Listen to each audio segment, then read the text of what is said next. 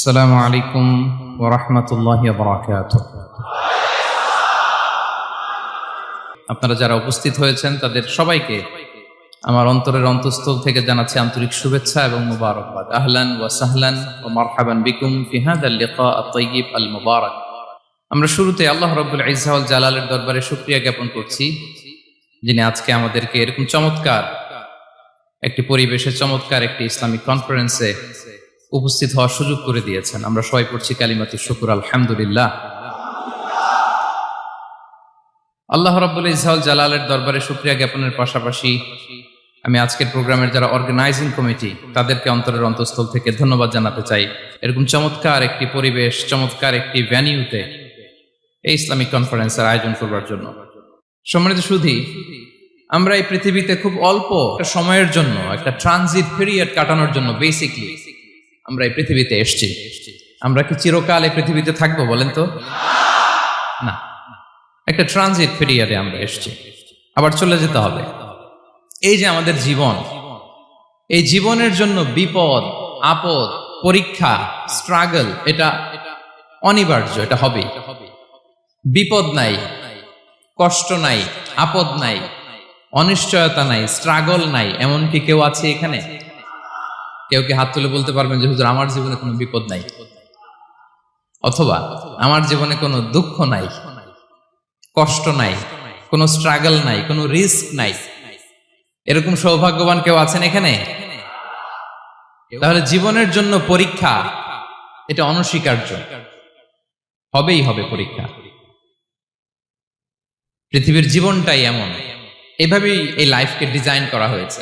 পরীক্ষা থাকবে, এখানে বিপদ থাকবে, এগুলো উত্তীর্ণ হয়ে আপনাকে যেতে হবে। চির সুখ, চির শান্তি, এটাই পৃথিবীতে হয় না। চির সুখ এবং চির শান্তির জায়গা হচ্ছে জান্নাত। চির সুখ এবং চির শান্তি কোথায়? এটা জান্নাতের বৈশিষ্ট্য। চির সুখ, চির শান্তি, টেনশন নাই, ঝামেলা নাই, পরীক্ষা নাই, বিপদ নাই, রিস্ক নাই, স্ট্রাগল নাই, এটা হচ্ছে দ্য ফিচার্স অফ জান্নাত, জান্নাতের ফিচার। কিন্তু সমস্যা বাদে তখন যখন জান্নাতের ফিচার আমরা দুনিয়ায় খুঁজি, যেটা পাবো আমরা জান্নাতে, এটা খুঁজি কোথায়? এই তখনই সমস্যা বাদে। And this is the main problem. এটাই বড় সমস্যা। এই সমস্যার সমাধান কোথায়, এটা নিয়ে আজকে আমি কিছু কথা অ্যাড্রেস করবো ইনশাআল্লাহ। তো তাহলে আসুন শুনি জান্নাতের ফিচার কি। জান্নাতের কমন একটা ফিচার হচ্ছে জান্নাতে there will be no sickness in paradise. জান্নাতে কোনো অসুস্থতা থাকবে না, চিরসুস্থ। সুবহানাল্লাহ পড়েন। চিরসুস্থ, চির সবল, কেউ অসুস্থ হবে না জান্নাতে। জান্নাত হবে অ্যান্টি এইজিং, জান্নাতে বয়স বাড়বে না কারো, চির যৌবনা, চির যুবক, অ্যান্টি এজিং। আপনারা জানেন যে বর্তমান পৃথিবীতে অ্যান্টি এজিং ক্রিম পাওয়া যায় না? ক্রিম, কথা বুঝতেছেন? অ্যান্টি এজিং ক্রিম পাওয়া যায়। তারা বলে এই ক্রিম মাখলে চামড়ায় ভাঁজ পড়ে না। এটার দাম আছে কিন্তু অনেক। অ্যান্টি এজিং ক্রিম লাগায়, শ্যাম্পু ইউজ করে, অ্যান্টি এজিং অয়েল আছে, এটা দিলে নাকি চামড়ায় ভাঁজ পড়ে না। ইভেন ভারতের অনেক বড় একজন ব্যবসায়ী মুকেশ আম্বানি, নাম শুনছেন না? যে তার ছেলের বিয়ে হয়ে গেল, তো এই মুকেশ আম্বানির স্ত্রী নীতা আম্বানি, সে কিছুদিন আগে এক বোতল গোল্ড ওয়াটার খেয়েছে, gold water, and it's cost $60,000। $60,000 দাম এক বোতল গোল্ড ওয়াটারের। কেন? ফর অ্যান্টি এজিং, যাতে বয়সের ছাপ গালে না থাকে। এখন বলেন, এভাবে কি আমাদের বয়সকে ধরে রাখা সম্ভব এই পৃথিবীতে? সম্ভব না, কারণ এই ফিচারটা দুনিয়ার ফিচার না, এটা জান্নাতের ফিচার। সুবহানাল্লাহ পড়েন।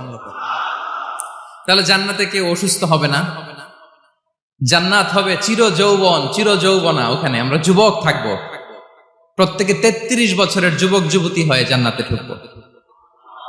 বিষ্ণু ইসলাম বলেন, আহলুল জান্নাতি জুরদা ওয়া মুরদা ওয়া আবনাউ সালাসিন ওয়া সালাসিন।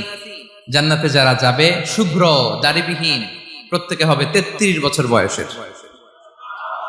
ওই যে 33 বছর বয়সে একবার ঢুকলেন, আর বয়স বাড়বে না, ওইটাই চিরকাল ওই বয়স পাবেন। জান্নাতের আরেকটা ফিচার হচ্ছে নো ফ্রাস্ট্রেশন, কোনো চিন্তা নাই, দুশ্চিন্তা নাই, হাইপার টেনশন নাই, সজীব, প্রাণবন্ত। সুবহানাল্লাহ। জান্নাতের আরেকটা ফিচার হচ্ছে there is no expiry date in জান্নাত। এক্সপায়ারি ডেট আছে? জান্নাতে যে ঢুকবো 7 দিনের জন্য চেক ইন, নাকি চেক ইন কয় দিনের জন্য? 7 দিন, 10 দিন পরে চেক আউট করে ফেলবে এরকম না, নো এক্সপায়ারি ডেট। আজীবন একবার এন্ট্রি পেলে বের হওয়ার টেনশন নাই। আল্লাহু আকবার। তাহলে no expiry date, rather it's eternal. আজীবন থাকবেন, খালিদিনা ফিহা, চিরকাল থাকবেন।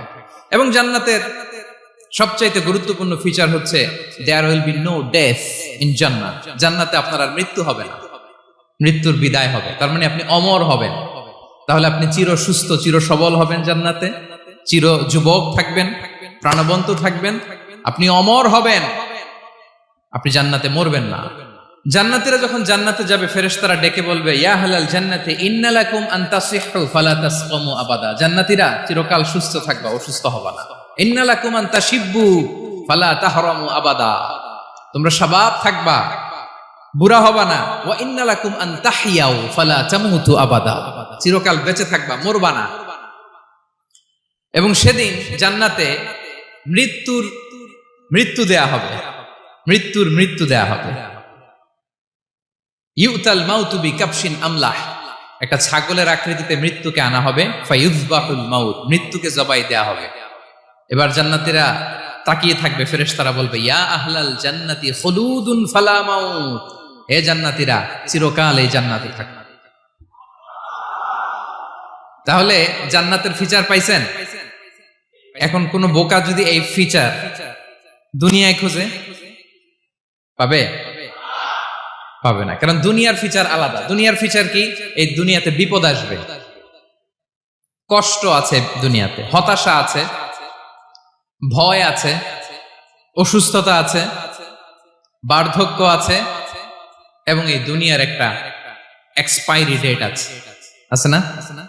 দ্য ডে ইউ ডাই, যেদিন আপনি মারা যাবেন, এটা আপনার এক্সপায়ারি ডেট। চলে যেতে হবে, চলে যেতে হবে। এই পৃথিবীতে মৃত্যুর অস্তিত্ব আছে। সবকিছু থমকে দিয়ে, আপনাকে চমকে দিয়ে মৃত্যু চলে আসবে, ঠিক কিনা বলেন? তাহলে এগুলো হচ্ছে দুনিয়ার ফিচার। এই দুনিয়াতে বিপদ, আপদ, কষ্ট, ঝুঁকি, স্ট্রাগল, বার্ধক্য, অসুস্থতা, এগুলো নিয়ে আমাদেরকে টিকে থাকতে হয়। এটা দুনিয়ার ফিচার।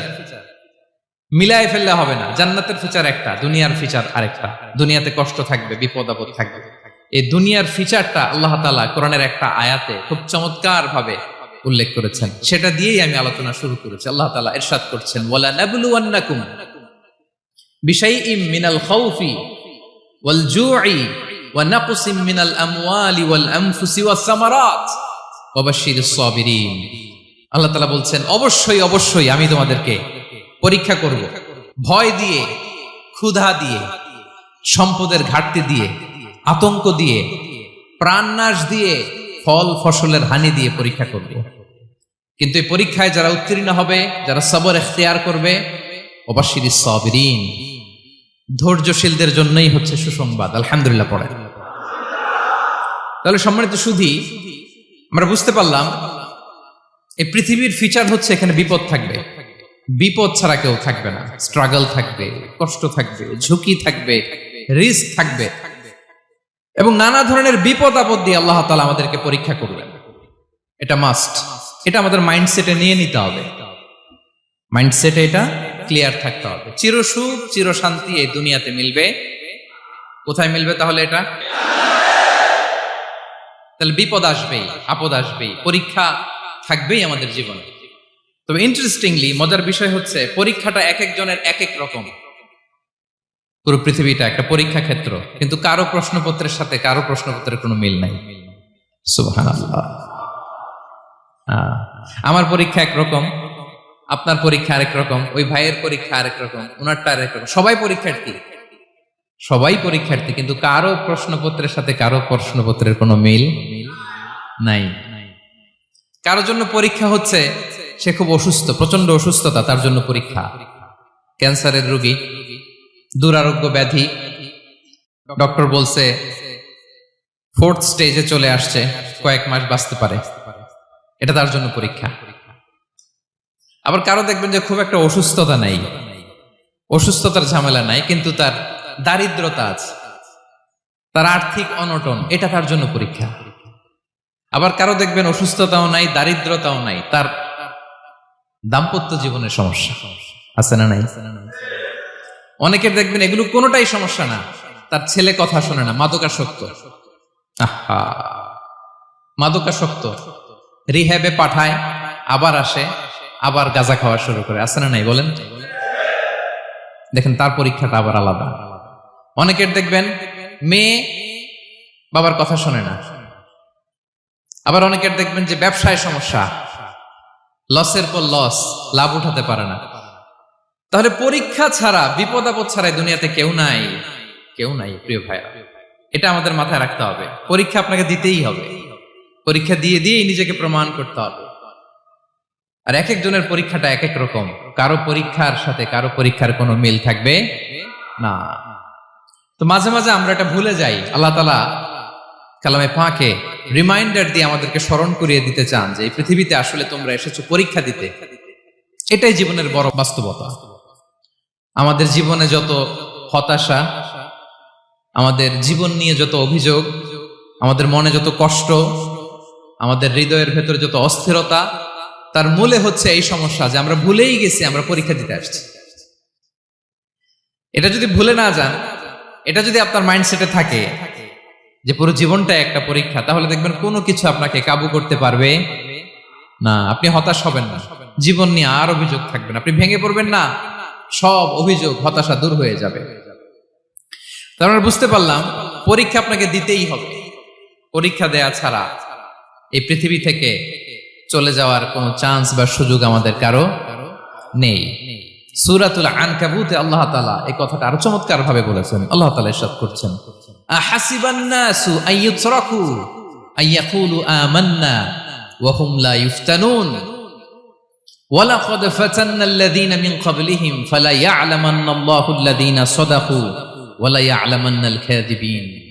আল্লাহ বলেন, মানুষ কি ভেবেছে সে শুধু বলবে আমি ঈমানদার আর তাকে আমি জান্নাতে ঢুকাই দিব? না, কখনো না, কোশ্চিন কালেও না।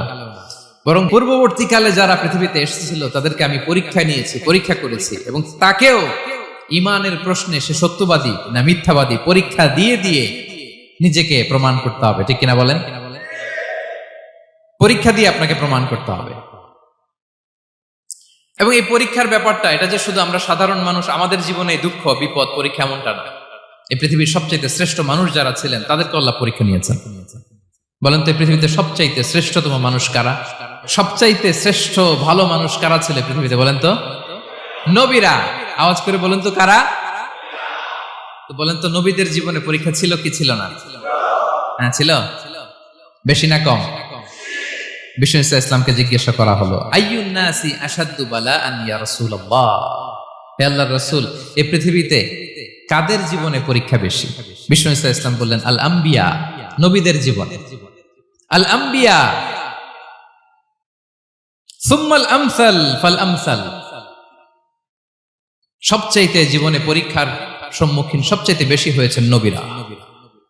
তারপরে নবীদের পরবর্তী অবস্থান যাদের, সিদ্দিকিন যারা, সোহাদা যারা, সলিহিন যারা, আল্লাহওয়ালা যারা, তাদের জীবনে পরীক্ষা বেশি। ইউবতালার রাজুলু আলা হাসাবি দীনি, ব্যক্তির দিনদারি যত বেশি তার জীবনে আল্লাহর পরীক্ষাও তত বেশি। আপনি আল্লাহওয়ালা হবেন, আপনার জীবনে পরীক্ষাও অনেক বেশি। এজন্য ইমানদার হওয়া যেমনি মর্যাদার, ইমানদারের জীবনে পরীক্ষাও হবে অনেক বেশি। এবং পরীক্ষা যত বড়, খেয়াল রাখতে হবে, মন খারাপ করার কোনো সুযোগ নেই। পরীক্ষা যার জীবনে যত বড়, সেটাতে সফল হতে পারলে ওটার প্রতিদানও বড়। পরীক্ষা যত বড়, এটাতে সাকসেস হইতে পারলে এটার রিওয়ার্ডও তত বড়। বিষ্ণু ইসলাম বলেন, ইযামুল জাযাই মাআ ইযামিল বালা, বালা যত বড় জাযাও তত বড়, প্রতিদানও তত বড়। আপনারা নবীদের জীবনে যদি খেয়াল করেন, দেখবেন যেই নবীর জীবনে পরীক্ষা যত বেশি, সেই নবীর জীবনে সফলতাও তত বেশি। সাইয়েদনা ইব্রাহিম আলাইহিস সালামের কথাটা একটু খেয়াল করেন তো, বলেন তো ওনার জীবনে পরীক্ষা কেমন ছিল? বেশি না কম? ওনার জীবনের পরীক্ষা থেকেই তো আমরা এই শব্দটা ব্যবহার করি, আমরা বলি অগ্নি পরীক্ষা। কি বলি? মানে আগুনে নিক্ষেপ করা হয়েছে সাইয়েদনা ইব্রাহিম আলাইহিস সালামকে, তাও স্বাভাবিকভাবে না, উলঙ্গ করে, ন্যাকেট করে ওনাকে অপমানিত করবার জন্য ওনার গায়ের জামা কাপড় খুলে উলঙ্গ অবস্থায় আল্লাহর খলিল সাইয়েদনা ইব্রাহিম আলাইহিস সালামকে অগ্নিকুণ্ডে নিক্ষেপ করা হয়েছিল। এরকম এক্সপিরিয়েন্স এই অডিটোরিয়ামের ভেতরে আমাদের কখনো হয়েছে? তাইলে সাধারণ মানুষের জীবনের পরীক্ষা আর নবীদের জীবনের পরীক্ষার মধ্যে পার্থক্য আছে না নাই? ওই পরীক্ষায় উনি পাশ করে ফেললেন। 86 বছর পর্যন্ত আল্লাহর কাছে দোয়া করলেন, আল্লাহ আমাকে একটা নেককার সন্তান দাও। আল্লাহ সন্তান দেয় না। 86 বছর পরে আল্লাহ তাআলা সাইয়েদনা ইব্রাহিম আলাইহিস সালাম এবং হাজারের ঘরকে উজালা করে সন্তান দিলেন। সাইয়েদনা ইসমাঈল আলাইহিস সালাম পৃথিবীতে আসলেন কত বছর বয়সে? 86 বছর বয়সের এখানে কেউ আছেন? হ্যাঁ, আছি আমরা? কেউ নাই। 86 বছর বয়সে প্রথম সন্তান পেয়েছে। তাদের ঘরকে উজালা করে আল্লাহর নবী সাইয়েদনা ইসমাঈল আলাইহিস সালাম আসলেন। এবার আল্লাহ বললেন, যাও স্ত্রীকে আর এই কলিজার টুকরা সন্তানকে থাকো তো প্যালেস্টাইনে, প্যালেস্টাইন থেকে ১,৫০০ কিলোমিটার দূর দ্য ব্যারেন ল্যান্ড, ওই মক্কার ধুধুমরু প্রান্তরে রেখে আসো, যেখানে কেউ নাই, মানুষ নাই, গাছ নাই, পাখি নাই, পানি নাই, যাও রেখে আসো। আচ্ছা বলেন তো, ৮৬ বছর পরে যে লোকটা সন্তান পেল, বুঝে শুনে উত্তর দিয়েন, ৮৬ বছর পরে যে লোকটাকে আল্লাহ তাআলা সন্তান দিল, তার হৃদয়ে ওই সন্তানের জন্য মায়া বেশি না কম? এমনি তো আমাদের প্রথম সন্তানের হিস্ট্রিটা একটু খেয়াল করেন তো। প্রথম আমাদের যে মেয়ে হয়েছিল বা যাদের ছেলে হয়েছিল, তার প্রতি আদর, সোহাগ, দরদ, ভালোবাসা, আল্লাহ কত ছিল। আর ৮৬ বছর বয়স আল্লাহ তাআলা ওনাকে সন্তান দিলেন, দিয়ে বললেন যাও হাজারকে আর ইসমাঈলকে মক্কার ধুধুমরু প্রান্তরে রেখে আসো। আল্লাহ তাআলা বলতে দেরি, চলে যেতে দেরি নাই, মুহূর্তে উনি রওনা হয়ে গেলেন। সুবহানাল্লাহ পড়বেন না? রেখে আসলেন মক্কার ধুধুমরু প্রান্তরে। এবার আল্লাহ বললেন, যাও রিটার্ন ব্যাক টু প্যালেস্টাইন, প্যালেস্টাইনে চলে যাও। চলে গেলেন, হৃদয়টা ভেঙে খান খান। অনেক বছর পরে আল্লাহ তাআলা আবার অনুমতি দিলেন, যাও এবার ছেলেকে দেখে আসতে পারো, যাও প্যালেস্টাইন থেকে আবার মক্কায় যাও। সাইয়েদনা ইব্রাহিম আলাইহিস সালাম প্যালেস্টাইন থেকে আবার ১,৫০০ কিলোমিটার পথ পাড়ি দিয়ে, এখনকার মতো ফ্লাইটে যায় না, গাড়িতেও না, উটে করে। কিসে করে? উনি যে কতবার মক্কা থেকে ফিলিস্তিন এসেছেন আর গিয়েছেন, কোন ইয়ত্তা নাই, হিসাব নাই। গেলেন, এবার ছেলেটা হাঁটতে পারে, দৌড়াতে পারে, একটু একটু কথা বলতে পারে, আব্বু আব্বু ডাকতে পারে। কেমন মায়া লাগে বলেন তো? মায়া ভালোবাসায় যখন টইটম্বুর, ঠিক ওই মুহূর্তে আল্লাহ বললেন, ছেলেকে জবাই করো, জবাই করো ছেলেকে। আল্লাহ তাআলা বলতে দেরি করেছেন, আল্লাহর আদেশ পালনে ১ সেকেন্ডও তিনি দেরি করেন নাই। ছুরি চালালেন, জান্নাত থেকে দুম্বা নিয়ে আসা হলো। এভাবে আল্লাহর নবী ইব্রাহিম আলাইহিস সালাম ওনার জীবনের প্রতিটি ক্ষেত্রে যেখানে আল্লাহ তাআলা ওনাকে পরীক্ষা নিয়েছেন, উত্তীর্ণ হয়েছেন। এবং দেখেন ওনাকে আল্লাহ তাআলা কি উপহার দিলেন। আল্লাহ তাআলা ওনাকে খলিলুল্লাহ উপাধি দিলেন, আল্লাহর বন্ধু। সুবহানাল্লাহ বলেন। আল্লাহ তাআলা বলছেন, ওয়া ইযিবতালা ইব্রাহিম রাব্বুহু বিকালিমাতিন ফাআতাম্মাহুন ক্বালা ইন্নী জাঈলুকা লিন-নাসি ইমামা। আল্লাহ অনেকগুলো পরীক্ষা নিয়েছিলেন সাইয়েদনা ইব্রাহিম আলাইহিস সালাম, প্রতিটা পরীক্ষায় সাকসেসফুলি পাস করেছেন, golden A plus.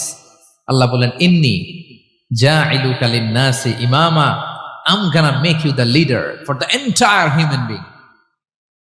I'm gonna appoint you as a leader for the entire universe. গোটা বিশ্বের জন্য, গোটা মানবতার জন্য আমি তোমাকে লিডার বানায় দিলাম। ইযামুল জাযাই মা'a ইযামিল বালা।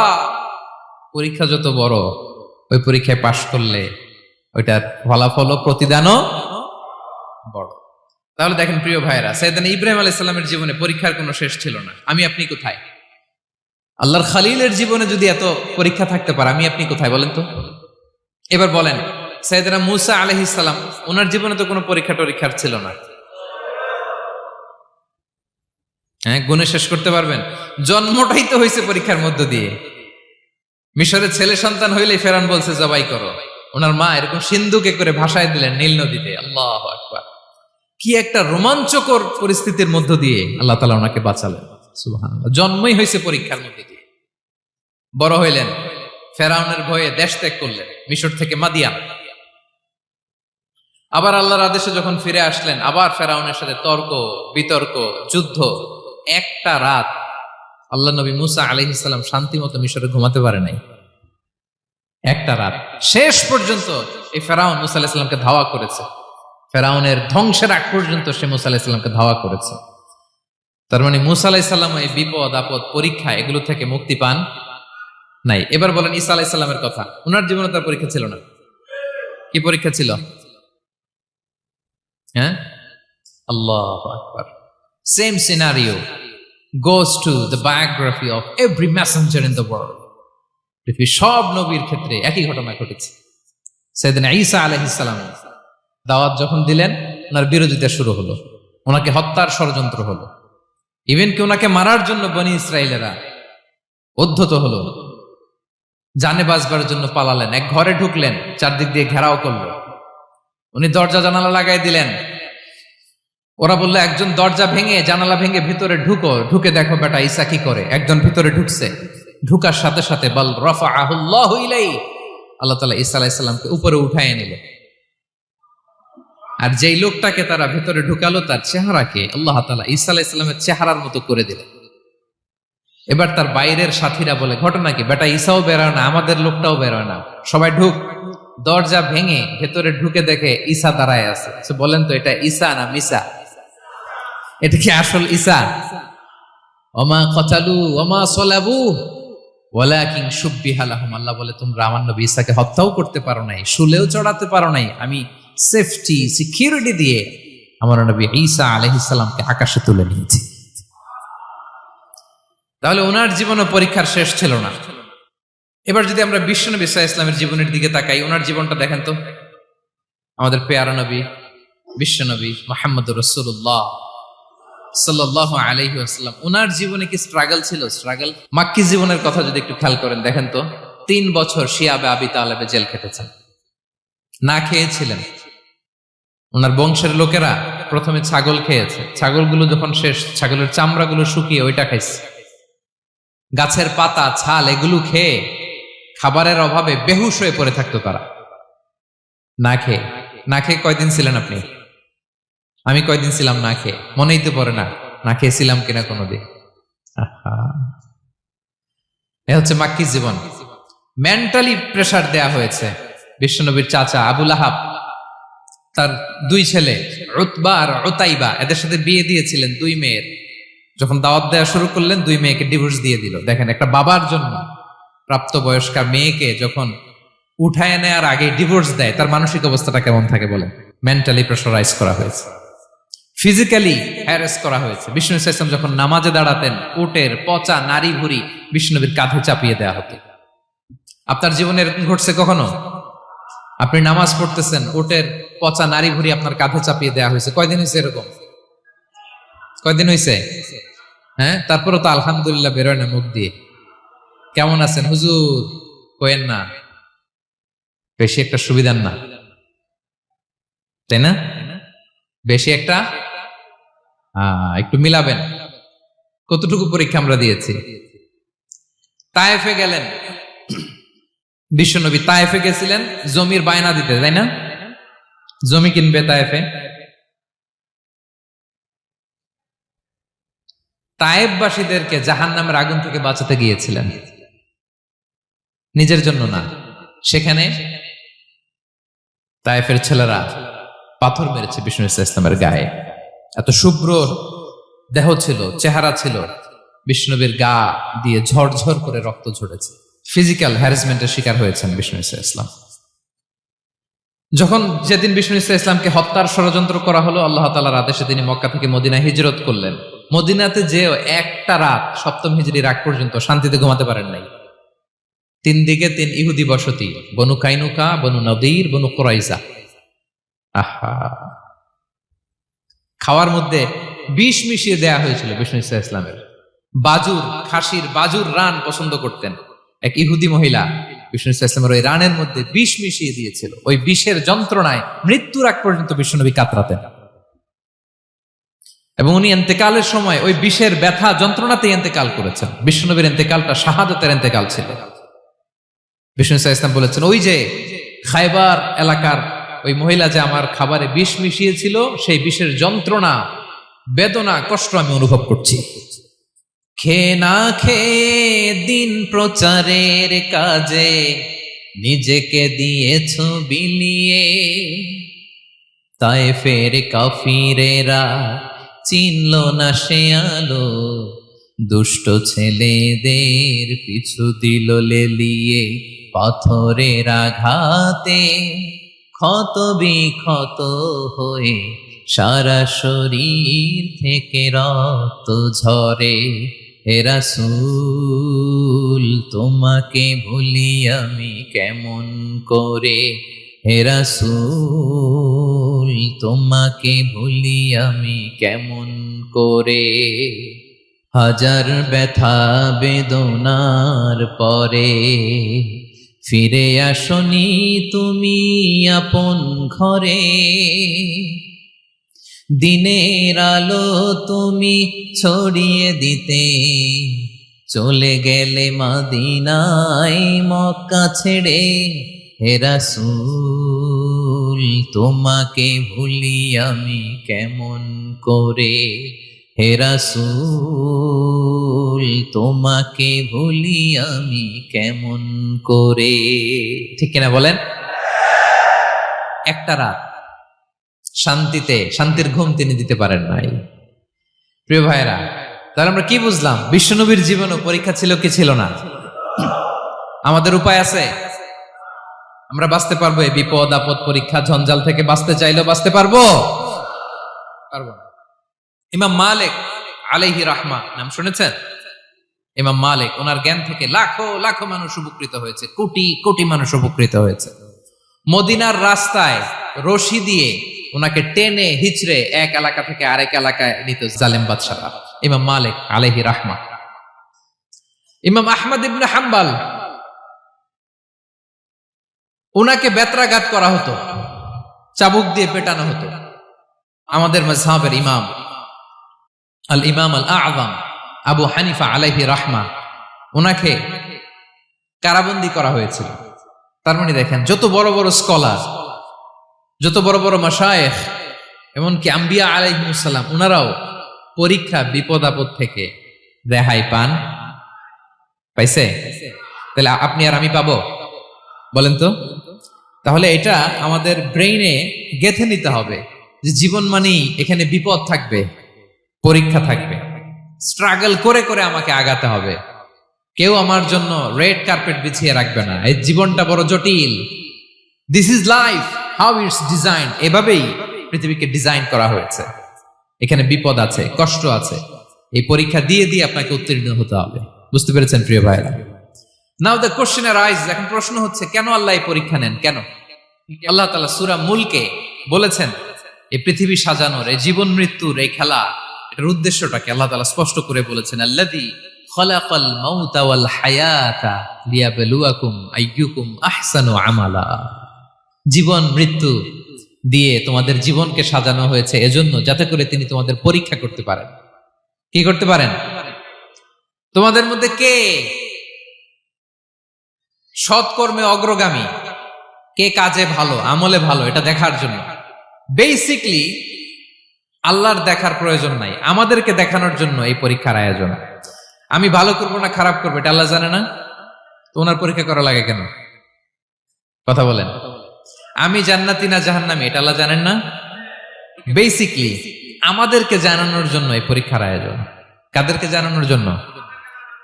মানে তুমি জেনে যাও তুমি জান্নাতি না জাহান্নামী। আমি ভালো করেই জানি। একটা ছোট্ট উদাহরণ দিলে বুঝতে পারবেন প্রিয় ভাইয়েরা। ধরেন আল্লাহ তাআলা দুইজনকে সৃষ্টি করলেন। উদাহরণস্বরূপ একজনের নাম আব্দুল্লাহ, আরেকজনের নাম আব্দুর রহমান। সৃষ্টির পরে আব্দুল্লাহকে বললেন, আব্দুল্লাহ, আমি জানি তুমি পৃথিবীতে 50 বছর হায়াত পাইতা, খুব ভালো কাজ করতে, তুমি দুনিয়াতে অনেক ভালো কাজ করতে, এটা আমি আগেই জানি। আমার অসীম জ্ঞান বলে আমি আগে থেকেই জানি। তো যাও, তোমার এইমাত্র সৃষ্টি করলাম, যাও তুমি জান্নাতে ঢুকে যাও, কারণ আমি জানি তুমি জান্নাতি হবে। আচ্ছা, আর আব্দুর রহমান, তুমি পৃথিবীতে খুব খারাপ কাজ করতে, এটা আমি জানতাম। তোমারে পাঠাইলে খারাপ কাজ করবা, তুমি সীমা লঙ্ঘন করবা, অন্যায় করবা, অপরাধ করবা, তুমি জাহান্নামী হবা, যাও। সে তো আমি জানি, পরীক্ষার আর দরকার নেই, তোমারে জাহান্নাম দিয়ে দিলাম, যাও ঢুকে যাও। আব্দুল্লাহ ঠিকই জান্নাতে ঢুকে যাবে, আব্দুর রহমান কি ঢুকবে? ঢুকবে। সে বলবে, আল্লাহ এই মাত্র আমারে বানাইলেন, এই মাত্র আপনি আমাকে সৃষ্টি করলেন, সৃষ্টি করেই বলতেছেন তুমি জাহান্নামে যাও, আর বলতেছেন আমি জানি দুনিয়াতে পাঠালে তুমি খারাপ কাজ করবা, তুমি জাহান্নামী হবা, পাঠানোর আর কি দরকার, আগে থেকে জাহান্নামে যাও। আল্লাহ আপনি জানলে জানতে পারেন, আমি তো জানি না। ঠিক কিনা বলেন? সে বলবে, না আল্লাহ আপনি ভুল বলতেছেন, এই দুনিয়াতে পাঠাইলে আমি খুব ভালো কাজ করতাম, আমি সীমা লঙ্ঘন করতাম না, নামাজ পড়তাম, রোজা রাখতাম, হজ করতাম, যাকাত দিতাম, সাদাকা করতাম, চ্যারিটি করতাম, জনকল্যাণকর সব ভালো কাজগুলো আল্লাহ আমি করতাম। এজন্য আল্লাহ তাআলা পরীক্ষার আয়োজন করেছেন, যাতে করে তুমি জেনে যাও যে পৃথিবীতে তুমি কি করেছো। এখন আর আল্লাহকে এক্সকিউজ দেওয়ার সুযোগ নেই। আচ্ছা বলেন তো, আবু জাহেলকে যদি আল্লাহ এখন কিয়ামতের দিন বলে, Abu Jahl go to the hell fire, আবু জাহেলের কিছু বলার সুযোগ আছে? কারণ ও দুনিয়াতে কি করে আসছে এটাও জানে না। ফেরাউনকে ডেকে যদি আল্লাহ বলে, ফেরাউন তুমি জাহান্নামে যাও, go to the hell fire, ওর কি কোনো এক্সকিউজ দেওয়ার সুযোগ আছে? বলেন, সুযোগ আর আছে? কারণ তুমি দুনিয়াতে কি করেছো তোমার চেয়ে ভালো কেউ আর জানে? পৃথিবীতে এই পরীক্ষার এই আয়োজনের সবচাইতে বড় উদ্দেশ্য হচ্ছে যাতে করে আমরা দেখে যাই যে আমরা কি কাজ করছি। কেউ যখন পরীক্ষা দেয় প্রিয় ভাইরা, ওই পরীক্ষায় কত পাবে তার একটা হিসাব আছে না? বলেন, আপনি গণিত পরীক্ষা দিয়ে আসছেন, যে 100-তে 100 পাবে সে বলতে পারে আমার সব অঙ্ক হয়েছে, ঠিক কিনা বলেন? আর যে লাড্ডু গুড্ডু বুঝছেন তো, কিছুই পারে নাই, ঘোড়ার ডিম, তারও একটা হিসাব আছে যে সে কিছুই লিখে আসতে পারে নাই। তাই পৃথিবীতে এই পরীক্ষার আয়োজনের প্রধানতম কারণ হচ্ছে যাতে করে আমরা বুঝে যেতে পারি যে আমরা কোথায় যাব, জান্নাতে না জাহান্নামে। প্রিয় সুধী, এ পর্যায়ে আমরা জানবো এই যে পরীক্ষা আল্লাহ তাআলা নিচ্ছেন আমাদেরকে, এই পরীক্ষায় সফল হওয়ার মূল মন্ত্র কি। কোরআনে বিভিন্ন আয়াতে এই পরীক্ষার কথা বলা হয়েছে এবং এই পরীক্ষার সফলতার মূল মন্ত্রও কোরআনে ঘোষিত হয়েছে। আলহামদুলিল্লাহ বলেন। যে আয়াত দিয়ে আমি শুরু করেছি, এই আয়াতে আল্লাহ তাআলা বলেছেন, ওয়াবাশশিরিস সাবিরিন, নবী হে ধৈর্যশীলদেরকে আপনি সুসংবাদ দিন, ধৈর্যশীলদেরকে সুসংবাদ দিন। তার মানে বিপদে ধৈর্য ধারণ করতে হবে প্রিয় ভাইরা। ইন্নামাস সাবরু ইনদা সাদামাতিল উলা, বিপদে আমরা অনেক সময় প্যানিক হয়ে যাই, অস্থির হয়ে যাই, কি করব, হতাশ না। মুমিনরা হতাশ হয় না, ধৈর্য ধারণ করে। কি করে? কি করে? ধৈর্য ধারণ করার শক্তি দাও গো মেহেরবান আমায়, দাও গো মেহেরবান। পড়েন, ধৈর্য ধারণ করার শক্তি দাও গো মেহেরবান আমায়, দাও গো মেহেরবান। সবাই বলুন একসাথে, ধৈর্য ধারণ করার শক্তি দাও গো মেহেরবান আমায়, দাও গো মেহেরবান। বুকের ভেতর ব্যথার নদী বইছে অবিরাম, বইছে বইছে অবিরাম। পড়ুন, ধৈর্য ধারণ করার শক্তি দাও গো মেহেরবান আমায়, দাও গো মেহেরবান। পড়েন আমিন। আল্লাহ যেন বিপদে আমাদেরকে ধৈর্য ধারণ করার তৌফিক দান করে। প্রিয় ভাইয়েরা, ধৈর্য এটা এমন একটা গাছ যে গাছের সারা গায়ে কাটা, কিন্তু এই গাছের ফলটা বড় সুস্বাদু। আই রিপিট, আমি আবারও বলছি, ধৈর্য এটা এমন একটা গাছ যে গাছের সারা গায়ে কাটা, কিন্তু ফলটা বড় মিষ্টি, ফলটা বড় সুস্বাদু। সবাই ধৈর্য ধারণ করতে পারে না। বিষ্ণু ইসলামকে আল্লাহ তাআলা নানা সময় আশ্বস্ত করেছেন, সান্ত্বনা দিয়েছেন, আর ধৈর্যের বাণী শুনিয়েছেন। আল্লাহ বলেন, ফাসবির কামা সাবারা উলুল আজমি মিনার রাসূল, নবী হে আপনার আগে দৃঢ় প্রত্যয়ী নবীরা যেরকম ধৈর্য ধারণ করেছে, আপনিও ধৈর্য ধারণ করুন। সূরাতুল মুজাম্মিল আল্লাহ তাআলা বলছেন, ওয়াসবির আলা মা ইয়াকুলুনা ওয়াহজুরহুম হাজরান জামিলা। ওরা যাই বলুক আপনি ধৈর্য ধারণ করুন, ওদের কথাকে ইগনোর করুন, just ignore what they are saying to you. যা বলে আপনি জাস্ট ইগনোর করেন। ওরা বিষ্ণু ঈসা ইসলামের মনোবলকে ভেঙে দেওয়ার জন্য কখনো বিষ্ণু ঈসা ইসলামকে কবি বলে গালি দিত। কবি কি বলতো? শায়ের। কখনো বলতো মজনুন, পাগল। নাউজুবিল্লাহ পড়বেন না? পাগল বলে গালি দিত। মাঝে মাঝে বলতো কাহিন, গণক। মাঝে মাঝে বিষ্ণু ঈসা ইসলামকে তারা বলতো আবতার, লেস কাটা। মুহাম্মদ, তোমার ছেলে নাই, তোমার বংশ নির্বংশ হয়ে গেছে, তোমার নাম নেয়ার মতো কেউ নাই। কপাল পোড়া। গোটা বিশ্বব্যাপী বিষ্ণু ঈসা ইসলামের সুনাম সুখ্যাতি ছড়িয়ে দিয়েছে কে? আকাশ বাতাস মাড়িয়ে, সাত আকাশ ছাড়িয়ে আল্লাহর আরশ পর্যন্ত আল্লাহ তাআলা বিষ্ণু নবীর সুনাম সুখ্যাতিকে সুউচ্চ করেছেন। ঠিক কিনা বলেন? ইগনোর করুন। আপনাকে কবি বলে, গণক বলে, আপনাকে পাগল বলে, আপনাকে লেসকাটা বলে, জাস্ট ইগনোর দেন। বর্তমান সময়েও নানা ধরনের ট্যাগ আমাদেরকেও দেয় কি দেয় না বলেন? দেয়। আমাদেরকে কি বলে? মৌলবাদী বলে, বলে বলে ওই যে রাজাকার বলে। রাজাকার রাজাকার খেলার দিন শেষ। মন মতো হইলে মুক্তিযোদ্ধা, মন মতো না হইলে রাজাকার, এই দিন শেষ। ওই দিন আর নাই। এই কার্ড দিয়ে আর খেলার দিন নাই। এগুলো মানুষ আর খায় না এখন, এগুলো গিলে না আর। সাধারণ মানুষ বড্ড সচেতন। দেখেন, কালের বিবর্তনে, সময়ের আবর্তনে একই পরিক্রমা আমাদেরকেও ট্যাগিং করে। আমাদেরকে মৌলবাদী বলে, ব্যাকডেটেড বলে, রাজাকার বলে, জঙ্গি বলে, যুদ্ধাপরাধী বলে। আছে না এরকম? ওয়াসবির আলা মা ইয়াকুলুন, নিজের সাথে মিলায় নেন। যা বলে ধৈর্য ধারণ করো। ওয়াহজুরহুম হাজরান জামিলা, জাস্ট ইগনোর দেন, ভালোভাবে ইগনোর করেন, খালাস, সালাম দিয়ে কেটে পড়েন। তাহলে প্রিয় ভাইরা, এই বিপদ আপদ আমাদের পিছু ছাড়বে না, পিছু ছাড়বে না। নবীদের পিছু ছাড়ে নাই, আমরা কোথায়? আমরা আর কি? বিপদ আমাদেরকে ধৈর্য ধারণ করতে হবে, মনোবল হারাইলে হবে না। দেখেন বিশ্বনবী কিভাবে আপনাদেরকে সান্ত্বনা দেয়। বিশ্বনবী বলেন আজাবান লি আমরিল মুমিন, মুমিনের ব্যাপারটা বড় আশ্চর্যজনক। ফাইন্না আমরাহু কুল্লাহু লাহু খাইর, মুমিনের জীবনে যা ঘটে সবটাই খাইর, সবটাই কল্যাণ। ইন আসাবাতহু সাররাউ শাকারা ফাকানা খাইরাল্লাহ ওয়া ইন আসাবাতহু দাররাউ সাবারা ফাকানা খাইরাল্লাহ। মুমিনের জীবনে যদি সুখ আসে তাহলে মুমিন শুকরগুজার হয়, এটা তার জন্য ভালো। আর যদি মুমিন জীবনে দুঃখ আসে তাহলে সে সবর ইখতিয়ার করে, এটাও তার জন্য ভালো। সুবহানাল্লাহ। তাহলে দেখেন, আমরা হয় সুখে থাকি নয় দুঃখে থাকি, ঠিক কিনা বলেন? তাহলে সুখের সময় আমরা শুকর করি, কি করি? শুকরগুজার হই। শুকরিয়া করাও একটা ইবাদত, শুকরিয়া করাও কি? আর দুঃখের সময় আমরা সবর করি, সবর করাটাও একটা। তাহলে আমাদের পুরো জীবনটাই ইবাদত, পুরো জীবনটাই। সুখের সময় শুকর আর দুঃখের সময় সবর। আওয়াজ করে বলেন, সুখের সময় শুকর আর দুঃখের সময়। এই দুই ইবাদত মুমিন জীবনে চলমান, কন্টিনিউয়াস, একটা উইন উইন সিচুয়েশন। কি বলেন? উইন উইন হয়ে গেল না? যেই পরিস্থিতিতেই থাকে আমাদের জন্য লাভ। আল্লাহু আকবার। তাহলে প্রিয় ভাইরা, এটাই জীবনের বাস্তবতা। সবর আমাদেরকে ইখতিয়ার করতে হবে, হতাশ হওয়া যাবে না। অনেকে আমরা অল্পতে হতাশ হই। এই যে আমরা ধৈর্য ধারণ করছি, এর ফল পাচ্ছি না। দীর্ঘ 1.5 যুগ, 1.5 দশক ধরে ধৈর্য ধারণ করছেন না আপনারা? এখন মুক্তি, স্বাধীনতা, বিজয় এনে দিয়েছে কে? ধৈর্য ধারণ করুন। ধৈর্যের যে ফলাফল, এটা বড় মিষ্টি।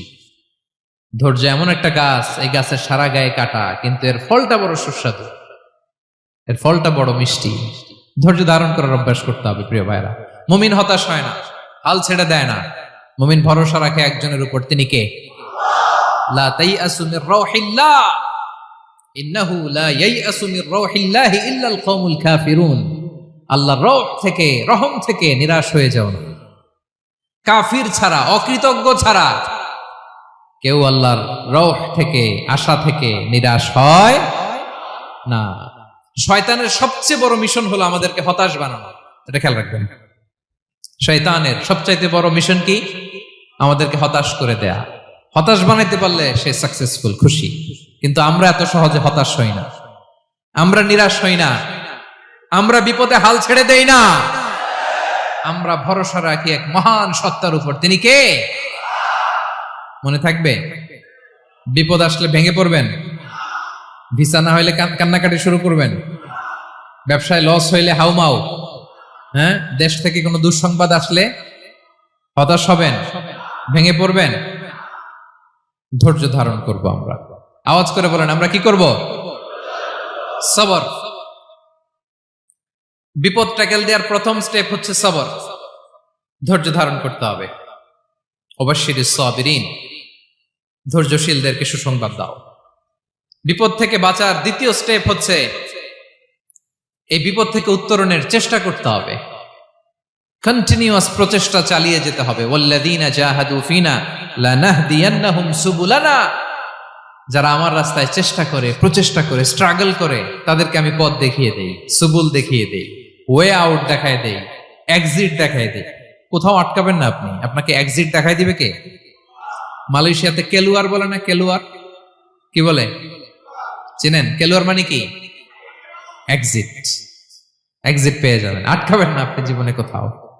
3 নাম্বার, আল্লাহর উপর তাওয়াক্কুল করতে হবে বিপদ আসলে। ওমাইয়া তাওয়াক্কাল আলাল্লাহি ফাহুয়া হাসবুহ। আল্লাহর উপর যে তাওয়াক্কুল করে, আল্লাহই তার জন্য যথেষ্ট হয়ে যায়। তাহলে বিপদে প্রিয় ভাইয়ের আমরা প্যানিক হব না, ধৈর্য ধারণ করব, বিপদ থেকে উত্তরণের সর্বোচ্চ প্রচেষ্টা চালিয়ে যাব, আর ভরসা রাখবো একজনের উপর, তিনি কে? আর বিপদ আসলে এটাকে নেগেটিভলি নেবেন না সবসময়। বিপদ আপদ এটা অনেক পজিটিভ, ভালো জিনিস আমাদের জীবনে বয়ে নিয়ে আসে। শাইখুল ইসলাম ইবনু তাইমিয়া আলাইহি রাহমা, উনি বলতেন, খুব দামি কথা, খুব হেভি ওয়েট কথা, মনোযোগ দিয়ে শুনুন। তিনি বলতেন, যে নেয়ামত তোমাকে আল্লাহ থেকে দূরে সরায়, ওই নেয়ামতের চেয়ে বিপদ ভালো, যে বিপদ তোমাকে আল্লাহর দিকে ধাবিত করে। আই রিপিট, আমি আবারও বলি, যে নাজ নেয়ামত তোমাকে আল্লাহ থেকে দূরে সরিয়ে দেয়, সে নাজ নেয়ামতের চেয়ে ওই বিপদ আপদ ভালো, যে বিপদ আপদ তোমাকে আল্লাহর কাছে টেনে নেয়। তাহলে বিপদ আপদ আসলে আপনি হতাশ হবেন? আর কখনো দুঃখ করবেন? মোয়ারের ভাইয়েরা, আর মন খারাপ করবেন? আপনি খেয়াল করে দেখেন, বিপদ আসলে আমরা আল্লাহরে ডাকি বেশি। যখন অসুস্থ আপনি খেয়াল করেন তো, আল্লাহ আল্লাহ তুমি ছাড়া বাঁচানোর কেউ নাই, আল্লাহ আল্লাহ তুমি হেফাজত করো, আল্লাহ তুমি সুস্থ করে দাও। যখন লাইফ থ্রেট, দেখেন আপনি গুম হয়ে যেতে পারেন, আপনার কারাবন্দী করতে পারে, এরকম একটা বিপদের মধ্যে আছেন, তখন খেয়াল করেন তো আল্লাহর সাথে আপনার কানেক্টিভিটি, রিলেশনশিপটা কতটা ডেভেলপ হয়। কারণ বিপদে পড়লে আমরা আল্লাহরে ডাকি বেশি। তাহলে বিপদ আপদেরও কিছু পজিটিভ সাইড বা দিক আমাদের জীবনে আছে না নাই? অনেক পজিটিভ দিক আছে, কয়েকটা শেয়ার করি। 1 নাম্বার, আল্লাহ, 1 নাম্বার পজিটিভ সাইড তো বললাম, ইমাম ইবনু তাইমিয়া যেটা বললেন। এরপরে হচ্ছে মাঝে মাঝে আল্লাহ তাআলা আমাদের মর্যাদাকে আপগ্রেড করতে চায়, এলিভেট করতে চায়। আপনি ধরেন কোন একটা এয়ারলাইন্সের রেগুলার প্যাসেঞ্জার টিকিট কাটেন, মাঝে মাঝে হঠাৎ করে দেখবেন কাউন্টারে গেলে তারা বলে, you are upgraded to business class, অথবা you are upgraded to first class. যেহেতু রেগুলার প্যাসেঞ্জার, অনেক মাইলস জমা হয়েছে, আপগ্রেড করে দেয়। আল্লাহ তাআলা মাঝে মাঝে চায় তিনি আমাদের মর্যাদাকে, র্যাঙ্ক, এটাকে আপগ্রেড করবেন। কিন্তু আমার যে আমল আখলাকের অবস্থা, ওইটা দিয়ে ওই আপগ্রেড র্যাঙ্কে যাওয়ার সুযোগ নাই। বুঝতেছেন কথা? আল্লাহ চায় আমার লেভেল একটু আপ করতে, কিন্তু আমার আমলের যে অবস্থা, এতে আমি ওখানে যাই না। তখন আল্লাহ কিছু বিপদ আপদ দিয়ে, পরীক্ষা দিয়ে বান্দাকে টেস্ট করে। ওই পরীক্ষায় যদি উত্তীর্ণ হন, সাথে সাথে আল্লাহ তাআলা আপনার লেভেল বা র্যাঙ্ক আপগ্রেড করে দেয়। সুবহানাল্লাহ পড়বেন না? তাহলে লাভ না লস? আওয়াজ করে বলেন, লাভ না লস? মুমিন জীবনের সব লাভ।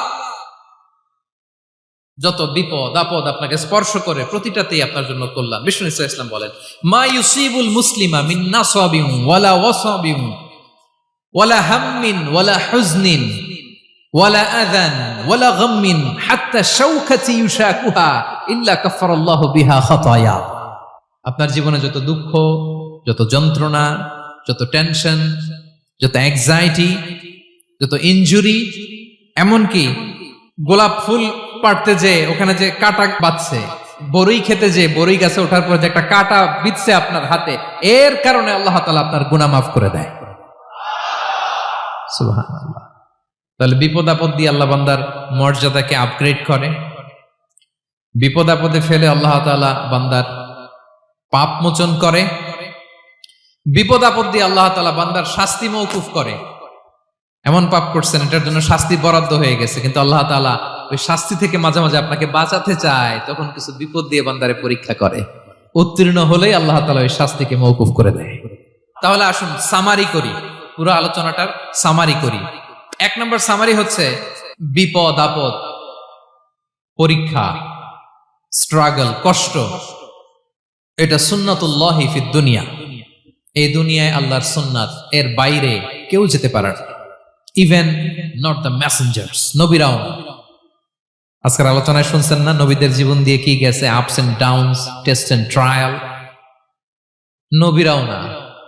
তাহলে এটা আমাদের মাইন্ডসেটের সাথে সেট আপ করে নিতে হবে যে অতীতে, বর্তমানে, ভবিষ্যতে বিপদ আপদ মুক্ত এই পৃথিবীতে কেউ থাকবে না। পারবেন? হ্যাঁ, এটা মাইন্ডসেটে নিয়ে নিতে হবে যে এটাই জীবন, বিপদ আপদ দিয়ে আল্লাহ পরীক্ষা করবেন। এটাই পৃথিবী। চির সুখ চির শান্তি এই পৃথিবীতে খুঁজলেই পাওয়া যায় না। শুরুতে বলছিলাম না, চির সুখ চির শান্তি। বলেন তো এটা কি দুনিয়ার ফিচার না জান্নাতের ফিচার? জান্নাতের ফিচার দুনিয়ায় খুঁজলে পাওয়া যাবে? যাবে না। তাহলে আজকের আলোচনার 1 নম্বর লেসন হচ্ছে বিপদ আপদ এটা সুন্নাতুল্লাহি ফিদ দুনিয়া। এই দুনিয়া আল্লাহর সুন্নাত, এটা থেকে মুক্তি পাওয়ার কোনো সুযোগ নাই, নবীরাও পায় নাই। 2 নম্বর লেসন, বাঁচার যেহেতু সুযোগ নাই, we have to face it with patience, intellect and tawakkul. বিপদে অস্থির হওয়া যাবে না, এটাকে ফেস করতে হবে উইথ পেশেন্স, ধৈর্যের সাথে। বিপদ আমরা মোকাবেলা করব কিসের সাথে?